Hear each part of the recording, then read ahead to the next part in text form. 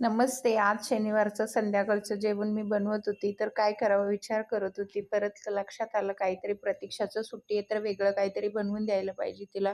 तर परत मी विचार केले काय बनवायचं असं सगळं काही हेल्दी पण व्हायला पाहिजे, चमचमीत पण व्हायला पाहिजे. मग विचार आला की पुलाव करावं. मग त्याच्यामध्ये सोयाबीन पण घेतली, भरपूर भाज्या, बटाटा, सगळं प्रकारच्या भाज्या, वाटाणा, बीन्स वगैरे सगळं घेतली. तोंडली घेतली, गाजर घेतली.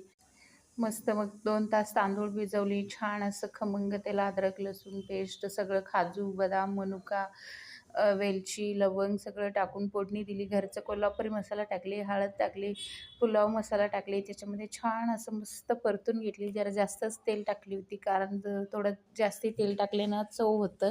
नाहीतर फडफडीत असलं की एवढं म्हणजे चवीला चांगलं नाही लागत. मग चवीपुरतं मीठ वगैरे ॲड करून घेतली त्याच्यामध्ये. मस्त असं इतकं सुंदर दिसायला तर इतकं भारी झालं होतं. खायलासुद्धा तितकंच डबल चांगलं झालं होतं.